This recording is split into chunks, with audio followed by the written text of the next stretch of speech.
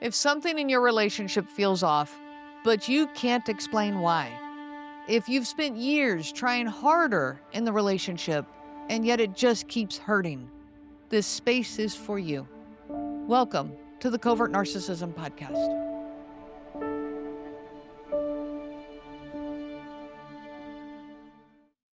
Today's episode is titled Covert Narcissism in Dating. Jacquie Roar shares her story of survival and healing. Before we begin, I want to gently name what this conversation holds. This is an episode about dating, about love that feels intoxicating at first, about intensity that looks like devotion, and about how quickly that intensity can turn into control, confusion, and fear. Jacquie Roar is a country rock star, a mother, and a survivor. You may know her from The Voice or from her music. But today, she is here to share something far more personal. She opens up about love bombing, emotional control, physical danger, and the aftermath that so many survivors are not prepared for once they leave. This conversation is not about diagnosing anyone. It's not about telling you what decision to make, and it's not about blaming yourself for staying. It's about understanding what happens to your nervous system, your sense of self, and your voice when you're slowly pulled into a dynamic that doesn't feel right, but it's very hard to name. If you've ever thought, why did this feel so good at first? Why did I get smaller? Why did leaving feel harder than staying? Please know that you're not alone, and this episode will help you to understand why. Let's begin. Hey everyone, I want to welcome a very special guest today. We have Jacquie Roar. She is an emerging country rock artist, and I'm so honored to have her on the show today. Jacquie, welcome to the show. Thank you, Renee. Thank you for having me. So, Jacquie, give us a little snapshot of who you are. Listeners out there listening, some of them may know you, some of them may not. Give them a little picture of who you are. Well, I am a mother by day and a country rock diva by night. I am definitely always working. I'm a workaholic, and people are like, "How do you balance it out?" And it's just the drive. I love it. I'm addicted to it. So that's the balance for me is feeding my addiction. I love country music. I love rock music. So I decided to put them together and have a whole country rock album. And I was on The Voice season 24 and first ever Team Reba. And I placed fourth in a finale. And ever Wow. since then, I've opened for Gary Allen. I've opened for Cody Johnson, Riley Green. I've opened for Priscilla Block, Avery Anna. And then next month, I'm going to be opening for Max McNown. So just hoping that one day I will be the headliner and somebody will open for me. That's a great goal, and I love it, and I figure you are well on your way to that path. I feel it too. It's coming. This is my year. Awesome, awesome, then make it a great year.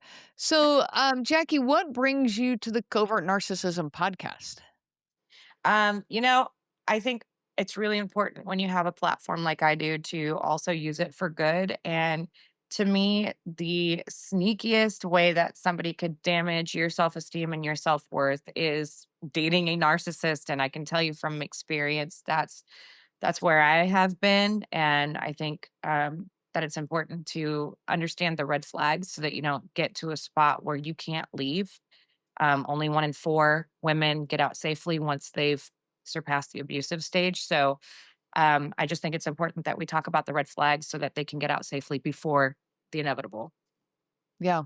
So for you, you have been in that situation in a dating relationship, and you saw the red flags and was able to start making that identification. Now, did you know what red flags were before then, or was this something that eyes opened as it was progressing?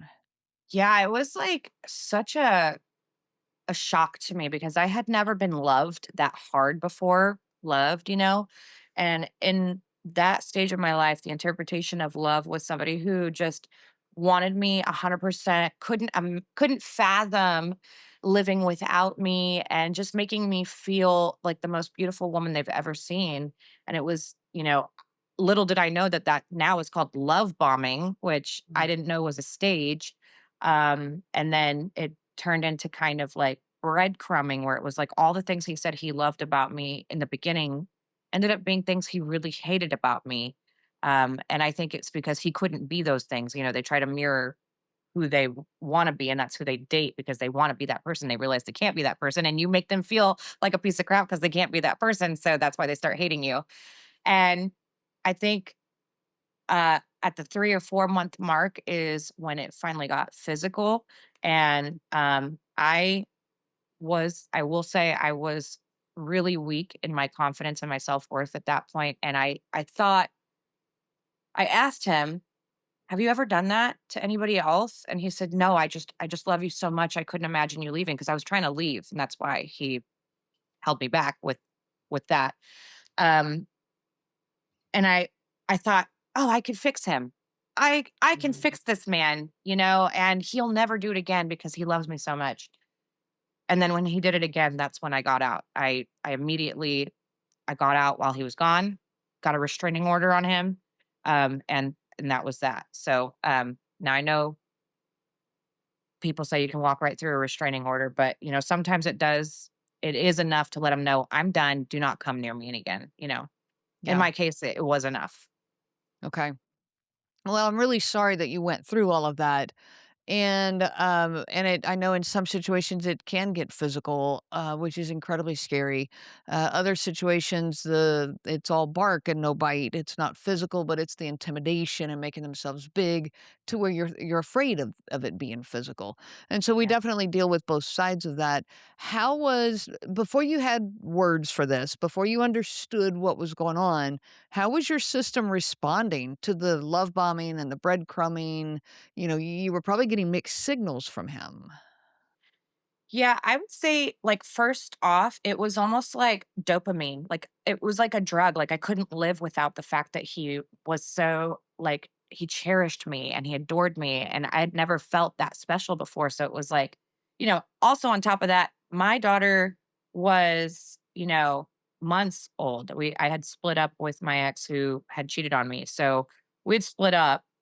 And I would say she was 6, 7 months at this point, and we had dated, and she was just starting to walk, and I just remember, like, nobody's gonna want me, like, nobody's gonna want me because I have a baby that's so young, and I you know, I've had failed marriages, nobody's gonna want me, and when he came to me, it was like light, like somebody wanted me, and it was such a confidence booster, and then he little by little started taking it away from me, like, you shouldn't wear that. Why are you trying to get other people's attention? And it like became controlling my outfits. And then it became controlling how I talked. And it began controlling where I worked and who I even like my interactions with my family and my friends. Like I was isolated all of a sudden. And I realized at one point it was my daughter's first birthday. It was her 1 year birthday.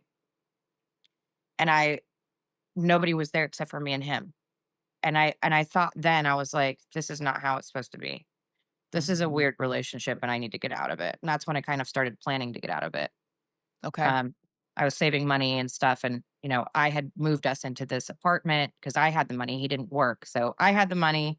And I'm like, I can't get him out because of the Oregon laws, so Right. damn squatting laws. So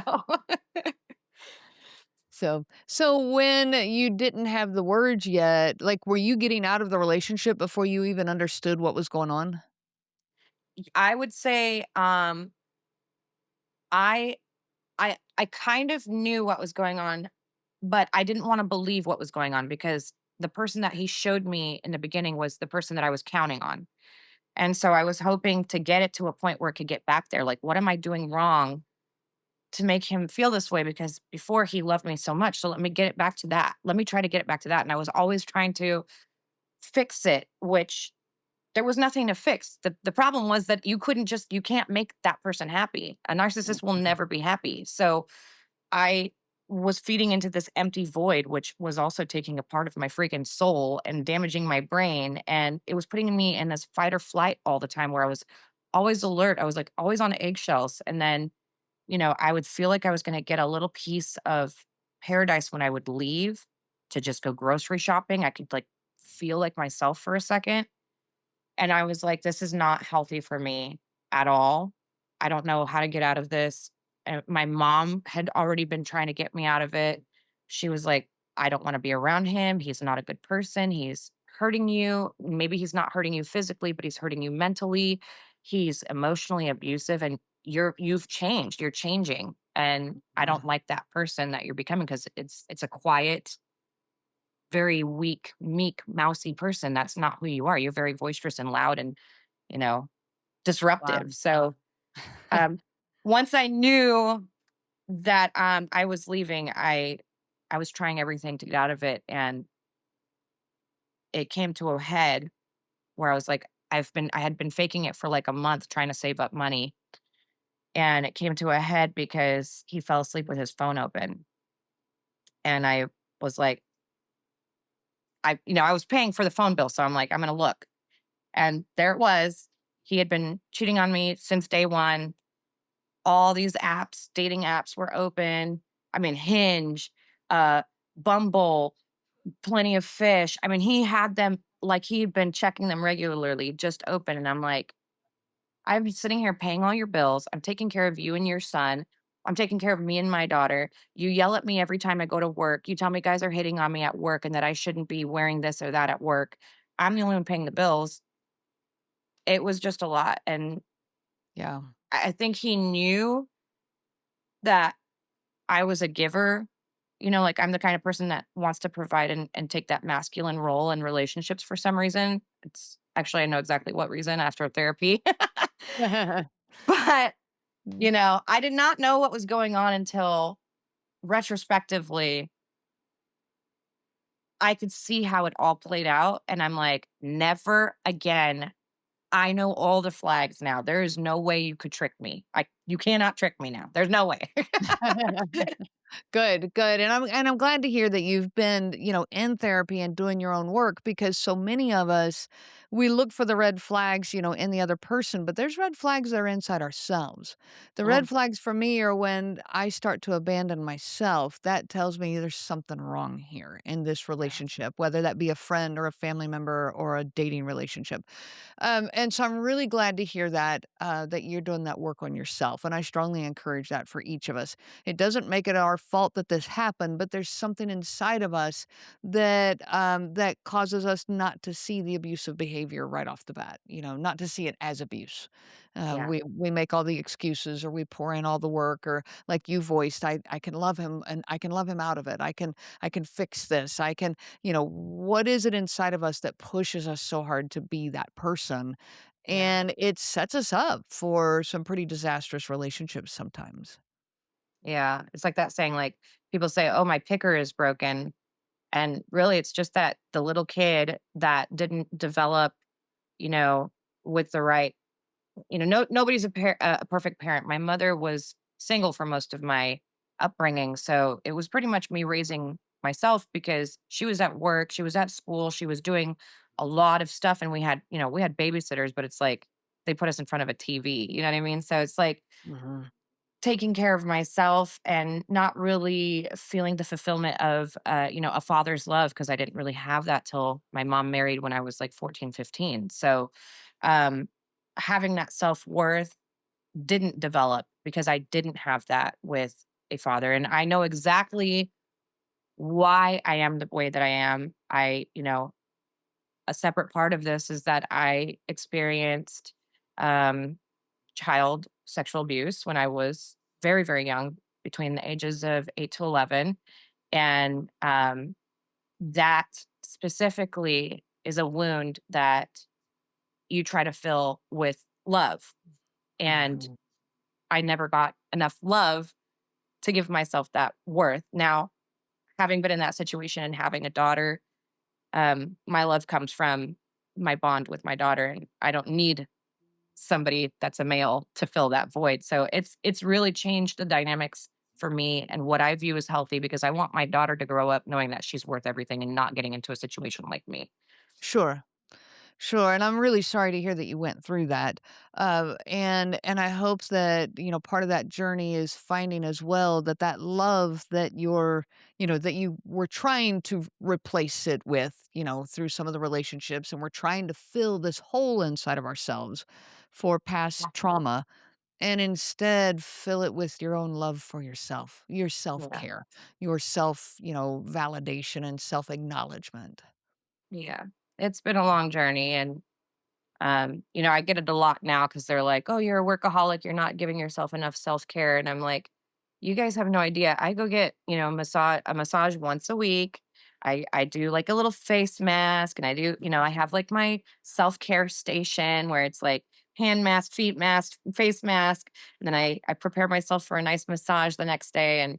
Lots of water. You have no idea how much water changes your life, like how much more positive you feel, and when you're hydrated, you can do anything. So, Yeah, you're um, very right there. I drink a ton of water throughout my day, and I've been doing that for years.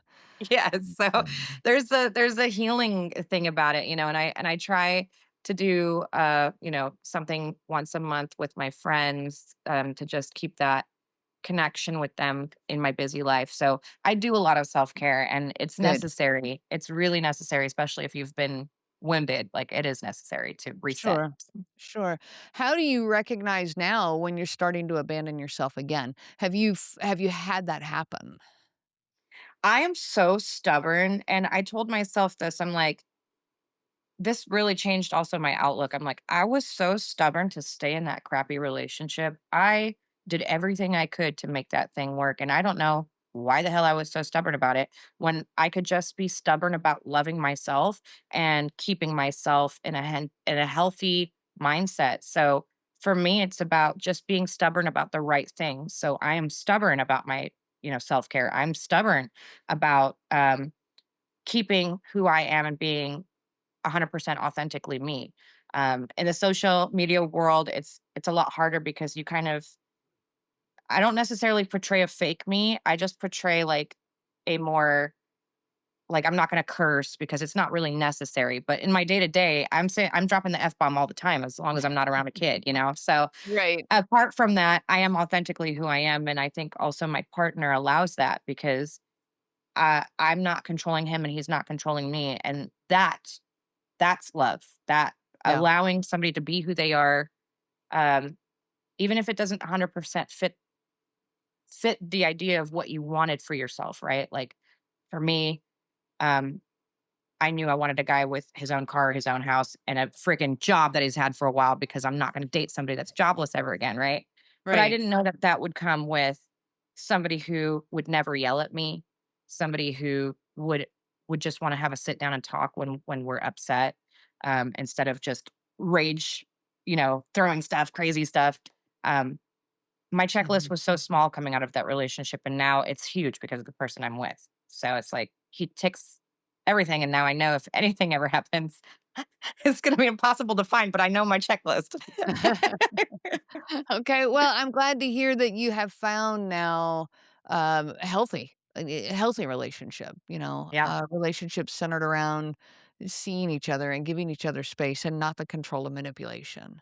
yeah, yeah. We have a Okay. lot of individual activities. He goes hunting. I could never kill an animal, so that's not for me. But Mhm. I like eating the meat he brings home, so it works out. That's a good combination, yes. Yes, and for me, I like to go play laser tag and, like, video games with my friends, and he's like, "That's not for me, I don't play video games and stuff." So, we have our independence, and then we have our time together, and it's great, it's perfect. It's exactly Good. what a healthy relationship is. Absolutely. And so before, when you were in the relationships that you were in, it sounds like your voice was that you were quieted. Like so many of the people that I talked to, you mentioned being, small and mousy and becoming somebody you were not.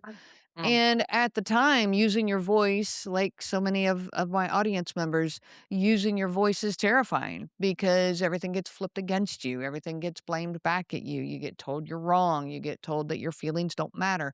And so your voice gets smaller and smaller and smaller. But you have now taken that and turned that around. You are now using your voice in a beautiful way. And so I want to ask, how does that feel to you now using your voice compared to before? I think that when I was when I lost myself, when I didn't recognize who I was, it was really hard because there was a lot of fear. I mean, he would get so upset over the weirdest things or the smallest things, and his eyes would turn black, and he would just puff up and like stand over me like he was going to hit me.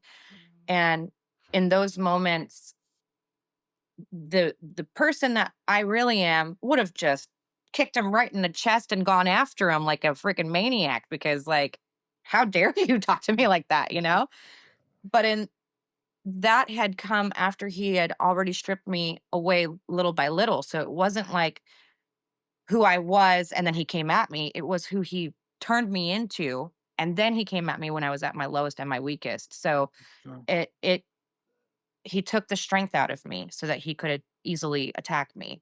Um Now that I know what he did and how he did it, for me to be able to use my voice for other women is really important, because they need to see that it's coming, not all of a sudden wake up one day and go, "Oh my god, I'm here. I'm in the thick of it," instead of keeping your eyes open and going, "That's a red flag. Like, I don't like that." And you not taking accountability for your actions or justifying them is not for me. I'm not feeling that at all, And Mhm. some of them will apologize. Some of them have gotten so good at manipulation where "Oh, you know what? My bad. I shouldn't have done that. Like, it won't happen again."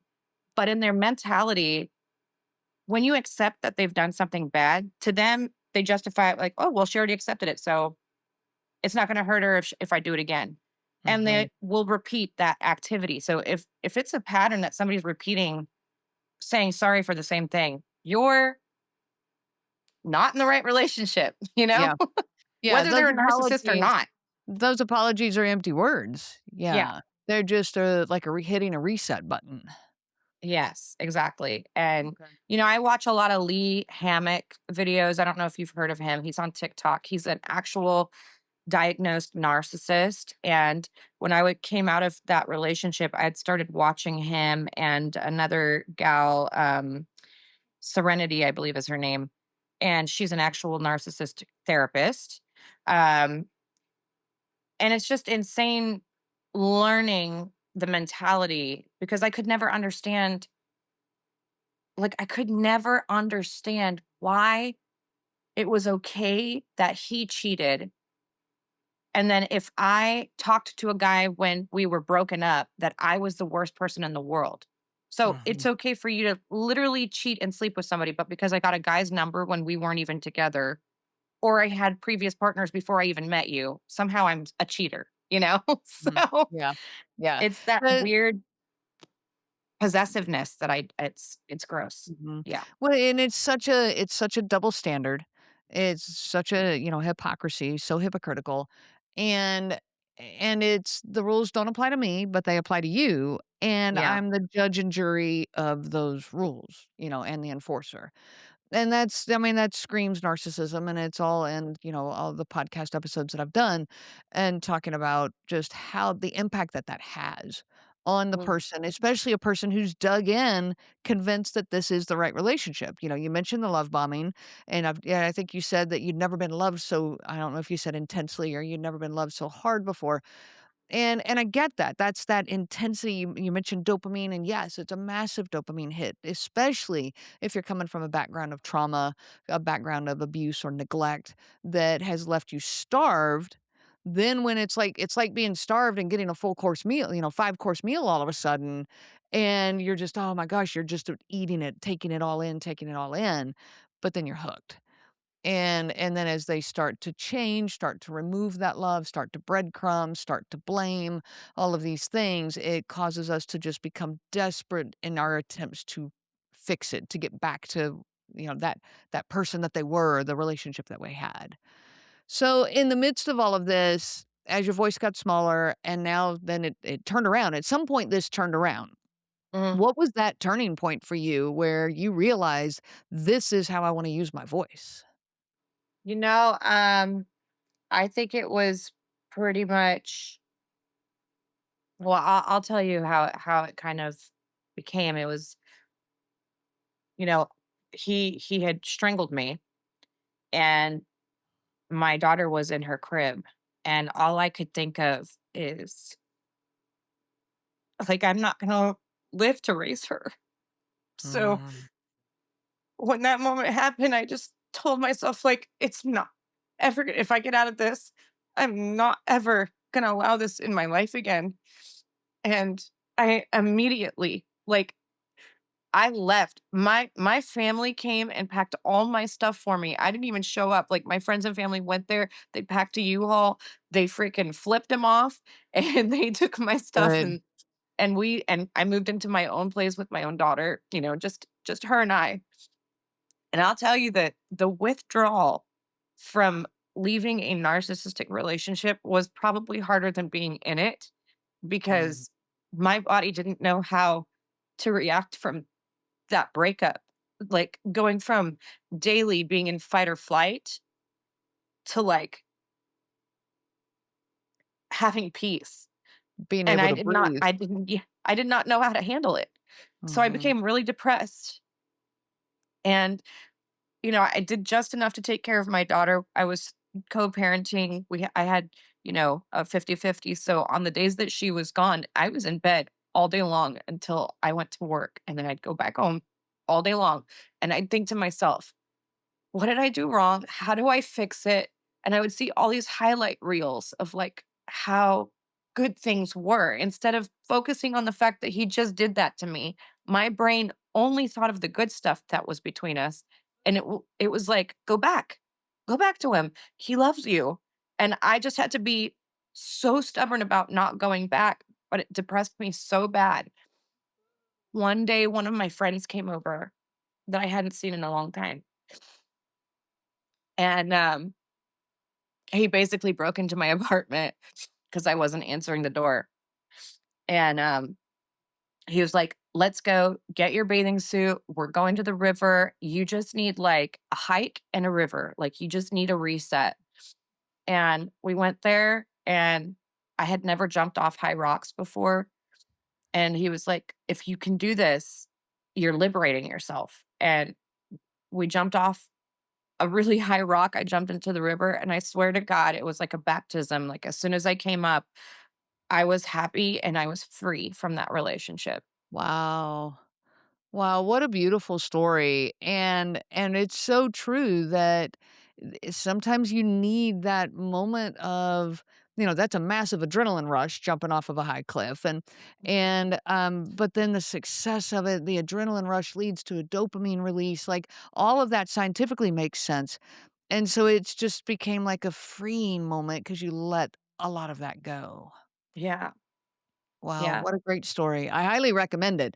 Now I'm gonna tell my listeners, only go do it in a safe space and jumping off of high rocks and make sure you're safe how you do this. And if it's not that, find something else to be that catalyst, that moment of change for you. Yeah. Yeah. Okay. So, when you from there, that moment then, is that when your voice career kinda took off then, or how did that process happen? Um, I think, gosh, let's see.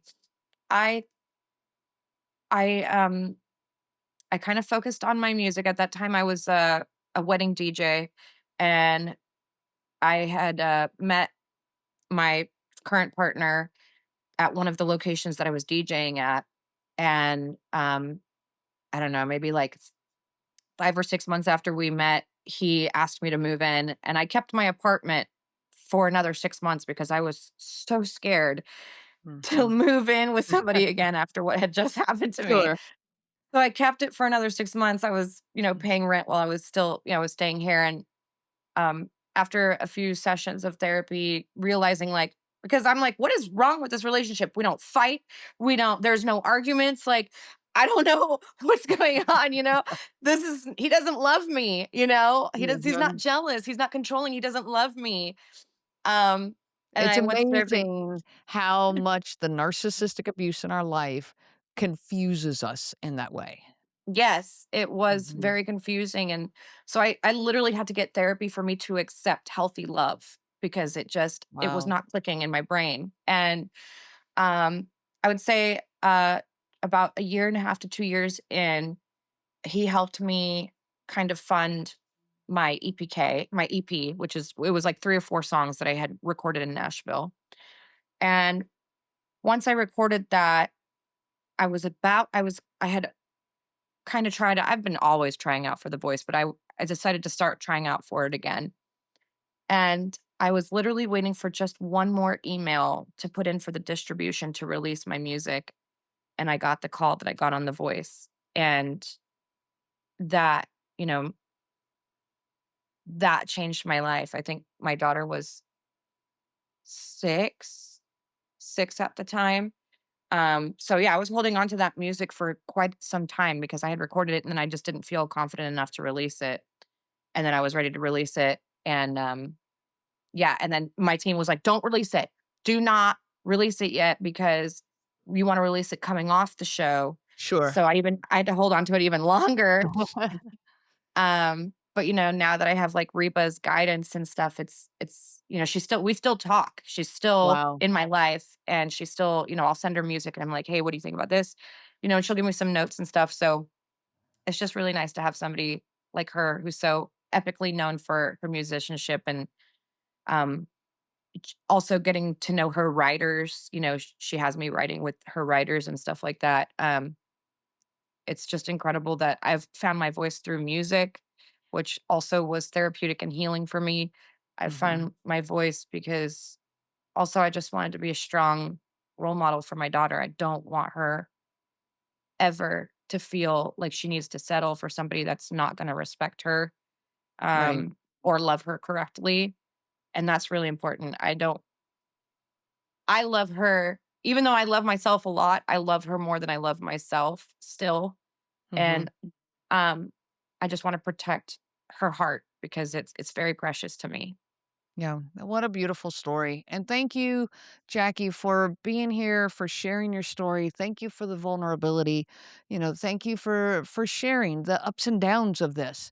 It isn't that you just get out of the relationship and you feel great and I'm ready to move on because life is peaceful. No, you hit a massive wall of depression and anxiety and frustration and that's common. It's incredibly common. People don't expect that and they hit this big wall of feelings that they then can easily confuse with, well, it means I want them back, and they try to go back. And so you get this yo yo going on. So thank you for sharing that because I want our audience members to know they're not alone, that there's nothing, they're not crazy. These are normal reactions to bad behaviors, bad relationships. Mhm. Yes, absolutely. People look at me, I get it all the time, "Oh my gosh, you're like, I wish I could be as strong as you are." And it's like, "Babe, no, you don't, because it took some horrible things to get me where I'm at," like, Yeah. just be happy in who you are and wear your skin and just be glad that you didn't have to go through that because it was very painful.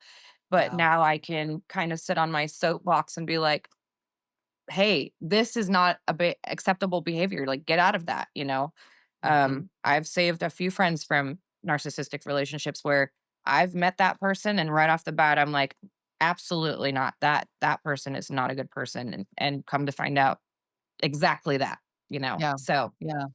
Well, good for you for using your message then and going forward to helping others. Before we close out today, is there any message you would like to leave with this audience? And then also, how can they find you if they want to look further into your music?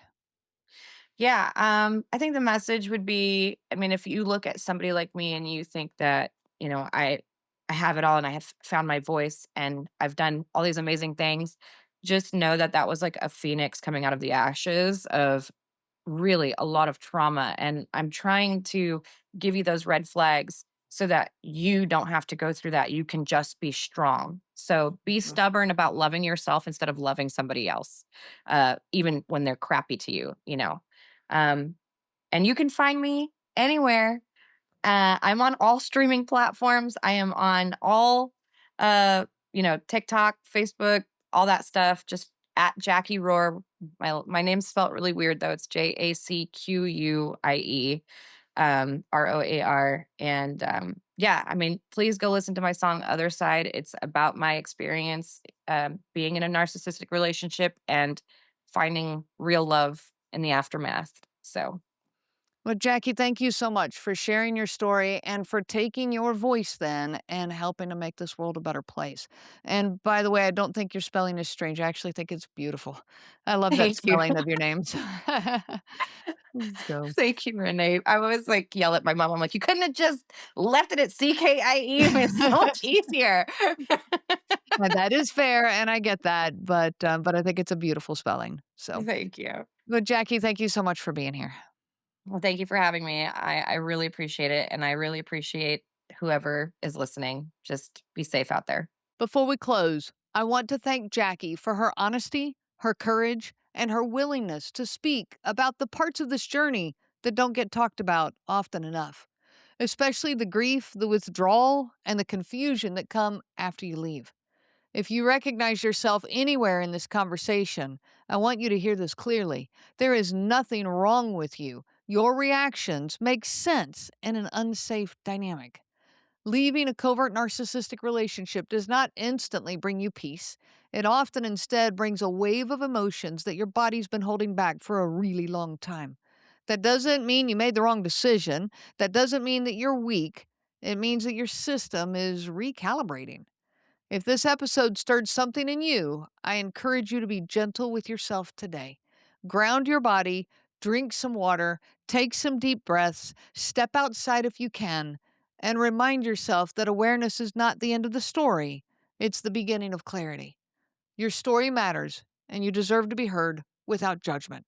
If you're ready to take the next steps towards healing, check out my coaching services at covertnarcissism.com. Reach out to me anytime. And don't forget to subscribe for more empowering episodes like this one. Thank you for being here. You're not imagining this, and you're not alone anymore. I wish you so much peace on your journey of healing. If there were ever an audience that I wish did not have to exist, it would be this one. Because of what it means you've lived through. I'm truly sorry that you understand this so deeply, and I'm really glad that you're here. May this be a place of safety, clarity, and peace. You are not alone anymore, and you don't have to figure this out by yourself. If this episode resonated with you, please subscribe so you don't miss future conversations. And if you'd like to learn more about the support, resources, or coaching that is available for you, you can visit covertnarcissism.com. While I hate it for everyone who understands what I am talking about, I'm really glad that you're here, and I wish you so much peace on your journey of healing.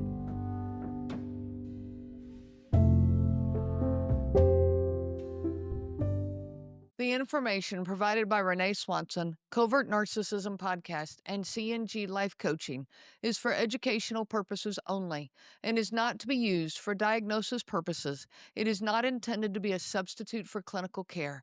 Please consult a healthcare provider for guidance specific to your case. This material discusses narcissism in general. Renee shares stories from her personal experience as well as from those that she has worked with for several years. Her material does not claim that any specific person has narcissism and should not be used to refer to any specific person as having narcissism. Permission is not granted to link to or repost this material to support an allegation or support a claim that any specific person is a narcissist. That would be an unauthorized misuse of the material and the information provided. Thank you. If you like the show, please take a moment to rate, review, and subscribe. It really does help the show to grow. Thank you for listening.